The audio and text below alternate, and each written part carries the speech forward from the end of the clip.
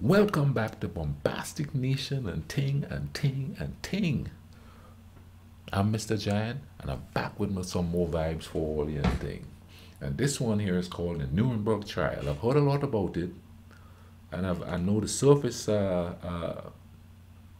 situation behind it, but I haven't, studied it per se. So I'm going to try to pick up a little bit more here, and still read more about it in the future. So thank you all for watching this with me and thing, you know what I mean? Hope you guys are having a good night, day, whatever it is where you are when you're watching this with me. And let's get into it. Let's see what this is all about. Let's YouTube and simmer. The Nuremberg Trials saw the end of a regime that caused the Holocaust, and it was the first time in history where an international court sentenced people to prison and to death. It would later set the stage for an International Court of Justice, the Universal Declaration of Human Rights, and 2 Geneva Conventions. Germany started the Second World War when it invaded Poland, and eventually attacked over half a dozen countries throughout the continent. But by 1943 the tide of war had turned. The Soviet Union was beginning to push back at Leningrad, Moscow, and Stalingrad, while the British meanwhile had beaten back the German air raids and pushed the Axis powers out of Africa. So the leaders of the major Allied powers came together to discuss the state of the world after World War II had ended. Stalin of the Soviet Union, Roosevelt of the USA, and Churchill of the United Kingdom discussed creating the United Nations, the D-Day invasions, and dividing Germany up into 4 occupation zones. Because Germany will be divided. But that was not all. Over the course of World War II, it became apparent that Germany committed atrocities on a massive scale. The night raids, the forced deportations, the mass genocide. There was only one question on everybody's mind. How do you punish acts that are this evil? To this... See, I didn't know that they divided it up. I guess I did, but I didn't understand the scale of it. I didn't know they divided it up like that so as to sort of stalemate any kind of resurgence. I did not know that. That's relatively new to me. This question, there were basically only 3 answers. The first was to do nothing. To let all the atrocities, all the death, all the destruction go unpunished. But how could any country consent to such a course of action? How could the far-off USA, the invaded Soviet Union, or the occupied Czechoslovakia consent to such a course of action? The second option was to put all the perpetrators to death through executive action, to simply give the command to kill thousands of people, regardless of whether they committed any war crimes or not. But this action was disliked by both Roosevelt and Churchill at the time. And so eventually, by the end of the war, a third option was chosen. Justice through persecution. It was decided that the perpetrators of the Second World War and of the Holocaust would be dealt a fairness and justice that they themselves destroyed in Germany. But that brought up the next question. How do you punish someone from another sovereign country for crimes that are not actually that would be problematic in that country? The Allied powers answered this question with the London Charter of the International Military Tribunal. This charter laid out a system where 4 different legal codes of France, the Soviet Union, the United States, and the United Kingdom would be incorporated into a single tribunal. There were prosecutors and defense attorneys according to British and US laws, but decisions and sentences were imposed by a group of judges according to French and Soviet legislation. Furthermore, 4 types of crimes were determined that a person could be indicted for. The first is crimes against peace, which included planning, initiating, and waging wars of aggression, or wars in violation of international treaties. The second is crimes against humanity, such as extermination, deportation, and genocide. The third is war crimes.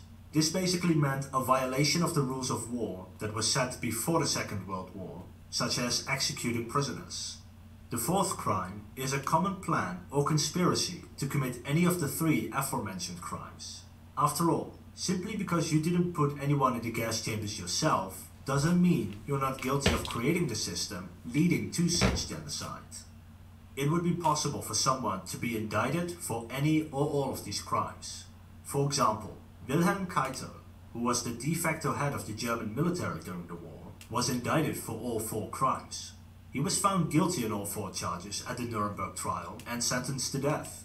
Or take the case of Julius Streicher, publisher of an anti-Semitic newspaper. He was only indicted for conspiracy and crimes against humanity, and he would only be found guilty of the latter, although he too would be sentenced to death for that crime. It is important to note that this is not the only trial. There were several others, such as the doctor's trial and the judge's trial. The Nuremberg Trial, however, was only for the worst offenders. Those who had created the system of oppression and extermination in Germany and its occupying territories. One of such worst offenders is Wilhelm Frick, Minister of the Interior and co-author of anti-Semitic laws imposed in Germany before the war. Or Ernst Kaltenbrunner, the highest-ranking SS officer tried in Nuremberg and chief of the intelligence, Gestapo and criminal police. Both of them would be found guilty, and both of them would be sentenced to death. Wow. In total, 24 men would be indicted at the trial. Of these 24, there are 3 special cases we need to discuss first. First is Martin Bowman, who was party secretary. He was absent at the trial. He would be found guilty and sentenced to death in absentia. However, it would be discovered in 1972 that he had actually died a few days before the war had ended, but his body wasn't identified before then. There's also the case of Gustav Krupp von Bohlen und Halbach, a major industrialist.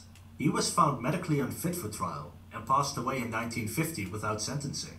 And thirdly is the case of Robert Ley, head of the German trade unions. He believed that, as the loser in the war, he ought to just be shot rather than to be brought before a tribunal like a criminal. Ley therefore strangled himself in his cell 3 days after receiving his indictment. Wow. The trial was now almost ready to begin. The war was over, the men had been captured, and the crimes were determined. But there was one more obstacle to overcome before the trial could commence, and that was the problem of language. This trial was held between French, English, Russian, and German speakers. How were they going to communicate efficiently with each other? IBM came up with a brilliant system that we still use today: simultaneous interpretation.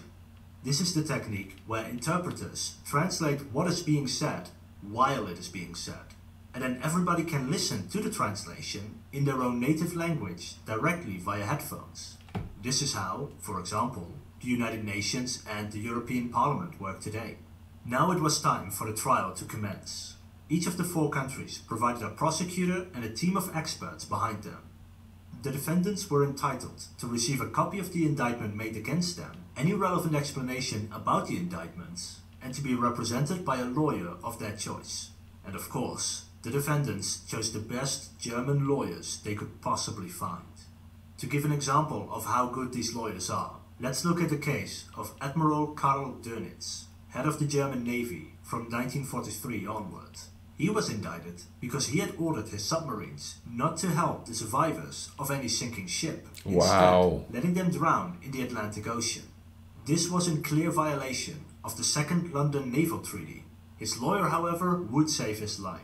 He presented evidence that the USA had committed the exact same breach of the treaty in the Pacific in its war with Japan, and argued that Dönitz should not be convicted for a crime the USA also committed. And it worked. Karl Dönitz was sentenced to only 10 years in prison. He was released in 1956 and died in 1980. When the trial first started, prosecution was afraid there wouldn't be any evidence that these men were responsible for the atrocities committed during the war. But they forgot the German character. The Germans documented everything. 47 crates of binders, 1,400 kilograms of party records, and kilometers of film poured in. Therefore, the prosecution decided not to go directly after the greater atrocities of World War II. Instead, they wanted to lay bare the system of conspiracy that would slowly lead to the Second World War and the atrocities committed in them. They wanted to prove that it was these men who created the system that would lead to these atrocities. From the supposed need for breathing room to to feed the German people, to the aspiration of the extermination of what they considered an undesirable population. The prosecution pulled out one incriminating document after another, such as a document that showed how they were planning to start a war by whatever means necessary. It is my unalterable decision to squash Czechoslovakia by military means in the near future. It is the job of the political leaders to bring about the military and politically suitable moment. The primary defense of these actions was that they were only made illegal after the crimes had been committed. But the prosecution countered by stating that the first person to be sentenced for murder could just as easily have argued that nobody had ever been sentenced for murder, so why should they? They argued that some crimes are so universally immoral that it shouldn't require a precedent. One of the defendants, Albert Speer, realized that the prosecution, the Allied powers, and the judges wanted to hear an apology, an admission of wrongdoing, an expression of repentance, and so he simply gave them one. He took personal responsibility for the crimes he and his country had committed. While Speer was responsible for ordering the use of hundreds of thousands of slave laborers, he himself was only sentenced to 20 years in prison. He was released in 1966 and died in 1981. Now that the prosecution had presented that there was indeed a common conspiracy against peace and certain types of people, they continued with the... See, I didn't know so many of them was sentenced to prison and actually lived on and died later. The ones you hear about mainly is the ones they said that that escaped and went to like Brazil and places like that, and they keep hunting them. You hear a lot about those, but you never really hear much about the ones. Well, not where I was, not in the Caribbean. You didn't hear much of that, and I don't hear much of that now, even when talking to historians. But that's crazy that they got a sentence and then lived till they died of natural causes. I'm not saying that they should have been hung or anything like that. That's not what I'm saying, because I'm not so sure how I feel about the hanging of people or the execution of people. I'm up in the air with that, but it's interesting, to say the least, that some of them lived till the 80s, man. That's not a long time ago at all. That is not a long time ago at all. Against peace and certain types of people, they continued with the greater atrocities of the war. They showed a documentary about the concentration camps, which I will not show here because I do not want any of my audience to involuntarily see the horrific acts depicted in them. If you do want to see the evidence, it is available on the English Wikipedia page on the Nuremberg Trials, and I will leave a link in the description. This film showed the horrors of the concentration camps. The piles of bodies, the gas chambers, the unimaginable suffering. People in the courtroom cried. Some even fainted. The defense of these men on trial could largely be summed up as, "I was just following orders." The prosecution deconstructed that argument, stating that men who commit crimes cannot plea as a defense that they committed them in uniform. Military men are not above and beyond the moral requirements that apply to others, incapable of exercising moral judgment on their own. They pointed out that another German general, Erwin Rommel, had been ordered to kill any commandos that he had or would capture, but Rommel had burned the order, showing that even a high-ranking general was able to exercise moral judgment and disobey immoral orders. As the trial progressed, a very curious case became clear. That of Hjalmar Schacht. Schacht was a prominent banker and economist in Germany, having served as president of the central bank and economics minister. While an important figure before the war, he had lost all his power by the time it started, and had even been in contact with resistance leaders until he himself was put in a concentration camp.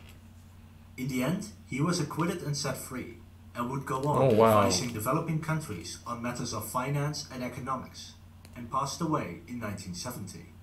By now, all the evidence had been presented, and the accused had been given the opportunity to defend themselves. It was now time to pass judgment. It took the judges 2 days to determine the sentences of these 24 men. 12 were sentenced to death by hanging, 7 were sent to prison, 3 were acquitted, and 2 were left without a decision. Of those men sentenced to death who have not yet been named in this video are Hans Frank, Governor General of occupied Poland; Alfred Jodl, a general in the German military who signed the summary execution of the Allied commandos and Soviet commissars; Joachim von Ribbentrop, ambassador to the UK and later Minister of Foreign Affairs. He was responsible for a treaty that divided Poland up between Germany and the Soviet Union; Alfred Rosenberg, Minister of Eastern Occupied Territories; Fritz Sauckel, head of the slave labor program; Arthur Sees Inquart, commander of the occupied Netherlands; and Helman Guri.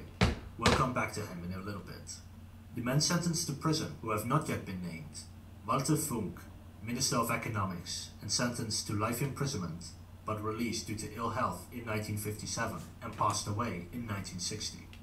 Konstantin von Neurath, Minister of Foreign Affairs and Reich Protector of Bohemia and Moravia, and resigned in 1943, sentenced to 15 years in prison, but released in 1954 due to ill health and passed away in 1956.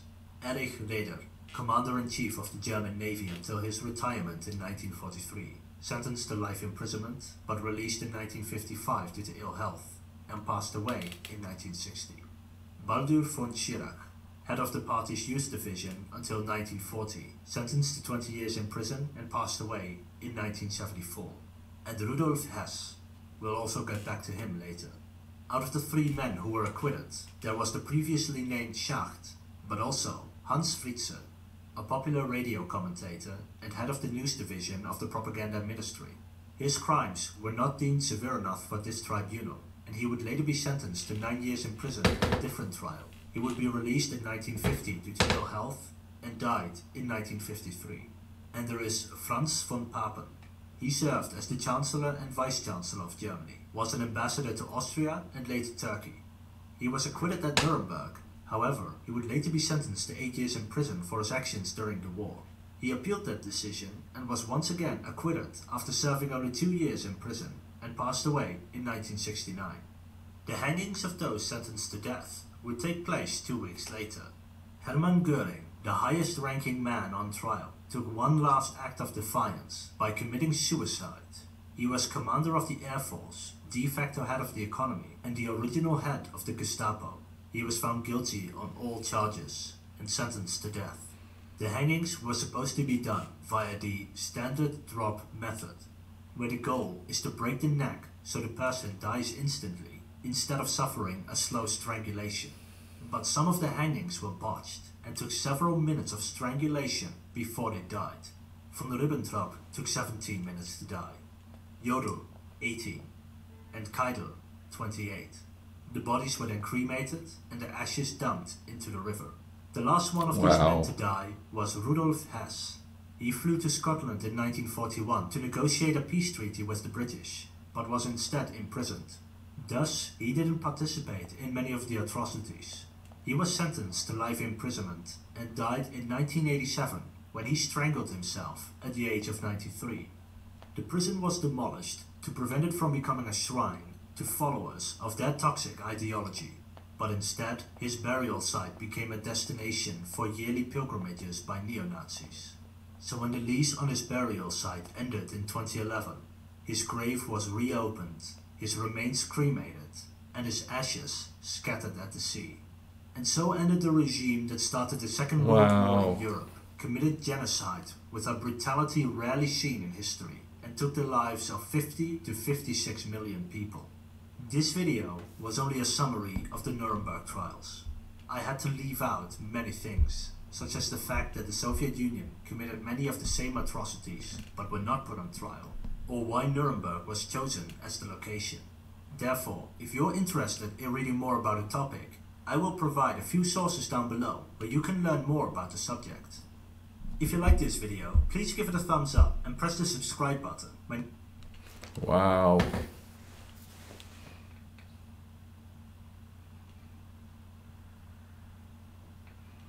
I wonder if people who commit atrocities, not just here, but in general, do they actually sleep at night comfortably, knowing what their orders facilitated?